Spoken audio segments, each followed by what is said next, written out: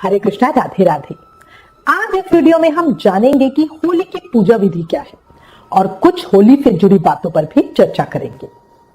देखो, होली त्योहार प्रतीक है बुराई पर अच्छाई की जीत का। हिंदुओं के दो ही बड़े त्योहार होते हैं, होली और दिवाली। होली के त्योहार को 2 दिन मनाया जाता है। पहले दिन महिलाएं होलिका का पूजन करती हैं, रात को होलिका दहन होता है। इस दिन को छोटी होली कहा जाता है। फिर अगले दिन बड़ी होली या धुलंडी पर रंग खेला जाता है। होली की पूजा रंग वाली होली के पहले दिन की जाती है। इसे करने में हमें बहुत सावधानी रखनी चाहिए, क्योंकि ऐसी मान्यता है कि होली का पूजन बच्चों के लिए, मुख्य रूप से लड़कों के लिए किया जाता है। होली का पूजन या छोटी होली पर महिलाएं पूजा करने तक का व्रत भी रखती हैं। पूजा करने से पहले कुछ भी खाती पीती नहीं है। ऐसा माना जाता है कि जो महिलाएं इस व्रत पूजा को पूरे विधि विधान के साथ करती हैं, उनके बच्चों को जीवन में कभी किसी परेशानी का सामना नहीं करना पड़ता।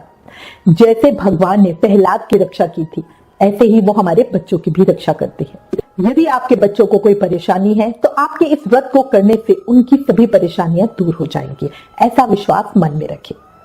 होलिका दहन के लिए हर चौराहे और गली मोहल्ले में गुलरी, कंडोल, लकड़ियों से होलिका सजाई जाती है, जिसकी पूजा करी जाती है और रात को उसका दहन किया जाता है। फागुन पूर्णिमा को होली की पूजा की जाती है। तो ये दिन हमें करना कैसे होता है? देखो, जो छोटी होली होती है फागुन पूर्णिमा की, उस दिन सुबह पहले हम हनुमान जी की और पितरों की धूप लगाते हैं, उनकी जोत करते हैं, उनके नाम से, पितरों के नाम से कपड़े निकालते हैं, हनुमान जी के लिए चूरमे का भोग लगाते हैं। ये हो गई हमारी सुबह की पूजा। फिर हम बाहर होलिका की पूजन करते हैं। तो होली पूजन दिन ढलने से पहले किया जाता है। 1-2 बजे के बाद और 5, 5:30 से पहले पूजा कर लेनी चाहिए। अगर होलिका का पूजन जोड़े से यानी पति पत्नी दोनों मिलकर करते हैं तो वो ज्यादा फलकारी होता है। अगर ये संभव ना हो सके तो महिलाएं तो पूजा करने जरूर ही जाए। सुहागन स्त्रियां पूरा तैयार होकर साज श्रृंगार के साथ पूजा करने जाए। पीरियड्स में पूजा नहीं की जाती है, फिर अपनी जगह पे हम किसी और को भेजते हैं। जिन भी जगहों पर पीलिया पहना जाता है, वो परिवार के रिवाज के हिसाब से पीलिया पहनकर पूरा तैयार होकर ही पूजा करें। इससे हमारा सौभाग्य बढ़ता है। हर जगह रीति रिवाज के अनुसार पूजा के तरीके भी अलग अलग होते हैं। कई लोग घर पर भी होलिका बनाकर उसकी पूजा करते हैं, कई सिर्फ बाहर जाकर पूजा करते हैं। इसलिए मैं आपको बहुत ज्यादा नहीं, बस थोड़ा सा बता रही हूं कि क्या क्या चीजें तो हमें जरूरी करनी चाहिए जब हम बाहर जाकर होलिका की पूजा करते हैं। देखो, पूजन करते समय आपका जो मुंह है वो पूर्व या उत्तर दिशा की तरफ होने चाहिए। जो होलिका होती है वो सर्कल में, ऐसे गोल राउंड सर्कल में बनी होती है। तो आपको पहले हिसाब लगा लेना चाहिए कि मेरा मुंह किस दिशा की तरफ हो और उसी तरफ जाके खड़ी हो और वहीं से पूजा करें। उसके बाद जल की बूंदों का छिड़काव अपने आसपास पूजा की थाली और खुद पर करें। इसके बाद भगवान नरसिंह का स्मरण करते हुए, उनका ध्यान करते हुए उन्हें रोली, मोली, अक्षत और पुष्प अर्पित करें। इसी प्रकार भक्त प्रहलाद का स्मरण करते हुए उन्हें भी रोली, मोली, अक्षत और पुष्प अर्पित करें। इसके बाद बताशे या गुड़ और फूल चढ़ाएं। बड़कुले यानी छोटे छोटे उपलों की माला होली पर चढ़ाई जाती है। कुछ लोग होलिका को हल्दी, मेहंदी, गुलाल और नारियल भी चढ़ाते हैं। इसके बाद हाथ जोड़कर भगवान से अपने परिवार की सुख समृद्धि के लिए कामना जरूर करें। औरतें क्या करती है, बस फटाफट चढ़ाया और वापस आ गई, ऐसा नहीं करना। बिना प्रार्थना के पूजा पूरी नहीं होती। पूजा में आप जाने में हुई किसी गलती के लिए क्षमा याचना जरूर करें और प्रार्थना करते हुए बोले, हे प्रभु, हे दीनानाथ, हे दीन दयाला, जैसे आपने प्रहलाद की रक्षा के लिए अपने दिए हुए वरदान को ही निष्फल कर दिया, उसी तरह मेरे बच्चों और परिवार पर भी अपनी कृपा बनाए रखना। मेरे घर में सुख, शांति और समृद्धि देना। इसके बाद सूत के धागे को होलिका के चारों ओर घुमाते हुए 3, 5 या 7 बार लपेटते हुए चक्कर लगाए से परिक्रमा करना कहते हैं। जहां आपका अंतिम चक्र पूरा हो वहां लोटे से जल चढ़ाएं। लोटे का जल पूरी तरह से खाली नहीं करना है, थोड़ा सा जल छोड़ देना है। फिर वहां पे पैसे चढ़ा दें। होलिका पूजन के समय महिलाएं अपने साथ बच्चों को भी लेके जाएं। उनके गले में होली की माला जो होती है ना, कई जगह ड्राई फ्रूट की होती है, कोई मखाने, टॉफी, चॉकलेट की जो माला बनाते हैं, उन्हें जरूर पहनाएं। ये बड़ी शुभ की होती है। कई जगहों पे ये माला पीहर से आती है और तब बच्चों को बनाई जाती है। ये बच्चे प्रहलाद जी का रूप होते हैं। पूजा के समय भगवान विष्णु से इनकी सेहत की प्रार्थना की जाती है। होलिका की पूजा करने के बाद बच्चों को तिलक लगाएं और अपने भी बिंदी लगाएं। घर लौटते समय घर में सीधा अंदर ना घुस जाएं, पहले जो घर का मेन गेट होगा उस पर जो लोटे में हमने थोड़ा सा जल छोड़ा था ना, उससे थोड़ा थोड़ा जल दोनों तरफ चढ़ाएं। जैसे जो मेन गेट इस तरह है उसके इस तरफ और इस तरफ दोनों तरफ जल चढ़ाएं। फिर रोली से दोनों तरफ सतिया बनाएं और फिर घर में प्रवेश करें। इस तरह से हम अपने साथ लक्ष्मी का प्रवेश घर में कराते हैं और पूजा हमारी सिद्ध होती है। कई जगह शाम को पक्की रसोई बनाकर देवताओं के नाम की थाली निकाली जाती है तो और ब्राह्मण को जिमाया जाता है।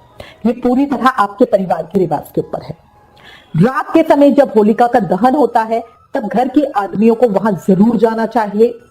होलिका की 3 परिक्रमा करते हुए नारियल, गेहूं की बाली और गन्ने को भूनकर इसका प्रसाद सभी में वितरित किया जाना चाहिए। भुने हुए गेहूं के दाने एक दूसरे को हम देते हैं और होली मुबारक कहते हैं और बड़ों का आशीर्वाद भी लेते हैं।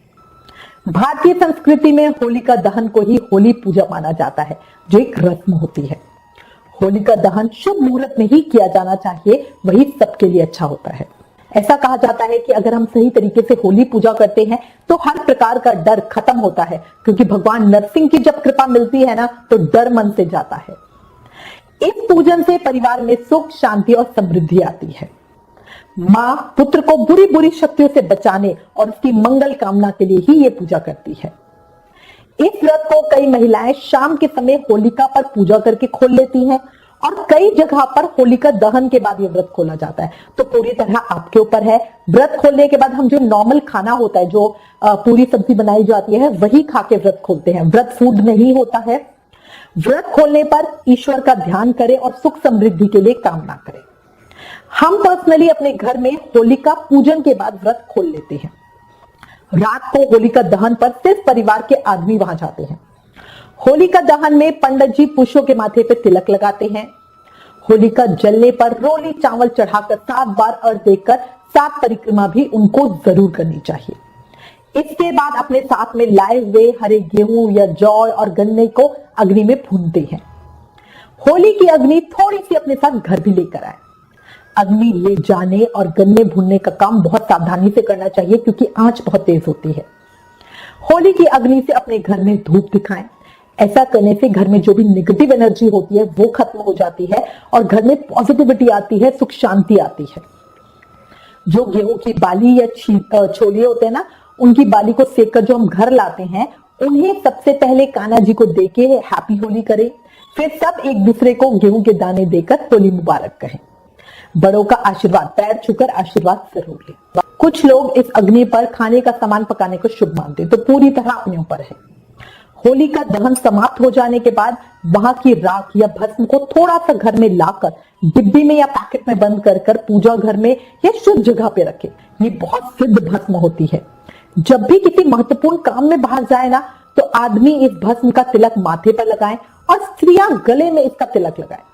इससे हमारे काम के पूरा होने के चांसेस बहुत हद तक बढ़ जाते हैं। कोई जॉब इंटरव्यू हो, कोई केस की डेट हो, लड़की को देखने जाने का प्रोग्राम हो, कोई डील फाइनल करनी हो, इन सब में बहुत अच्छा रिजल्ट हमें देखने को मिलता है। होलिका दहन के साथ ही होलिकाष्टक भी समाप्त हो जाते हैं। होलिका दहन वाली रात महारात्रि कही जाती है। होलिकाष्टक से होलिका दहन के दिनों को जले फूके दिन कहा जाता है। इन दिनों में ईश्वरीय भक्ति और तांत्रिक सिद्धि दोनों की जाती है। मतलब पॉजिटिव और नेगेटिव दोनों तरह की एनर्जी भरपूर होती है। इसलिए इन दिनों में हमें बहुत ध्यान रखना चाहिए। प्रेग्नेंट लेडीज और स्मॉल बेबीज को घर से बाहर रात में कहीं नहीं जाना चाहिए, क्योंकि नेगेटिविटी एयर में बहुत ज्यादा होती है और किन्हीं लोगों का खून पतला होता है ना, वो उस नेगेटिव एनर्जी की चपेट में जल्दी आ जाते हैं। होलिका दहन वाली रात महारात्रि होती है, इसमें सबसे ज्यादा ध्यान रखें। अगले दिन बड़ी होली या धुलंडी पर रंग खेले। कई लोग होली पर नहाना पसंद नहीं करते, क्योंकि वो सोचते हैं कि होली खेलने के बाद नहाना है, पर यह सही नहीं है।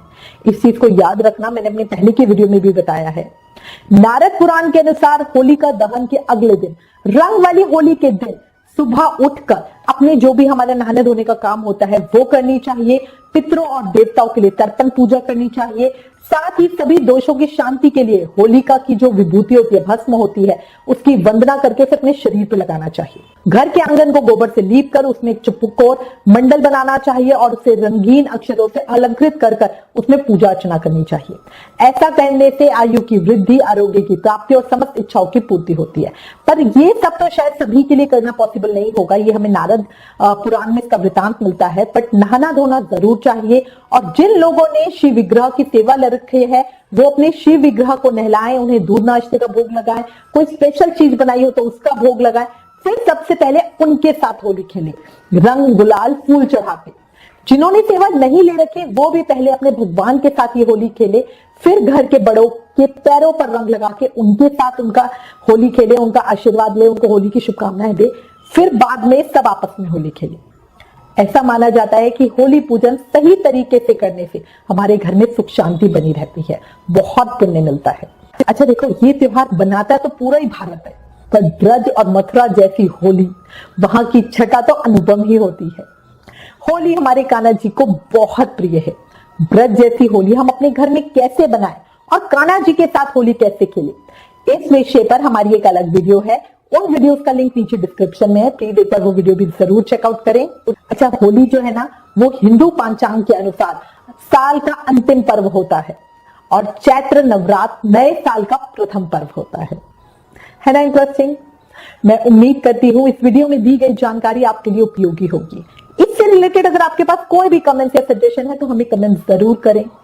आपकी एक राधे राधे का मैसेज हमें आगे और वीडियोस बनाने के लिए बहुत प्रेरित करता है, तो कमेंट जरूर करें, आपका प्यार हमें दें। Please like share and subscribe. Thank you. Hare Krishna.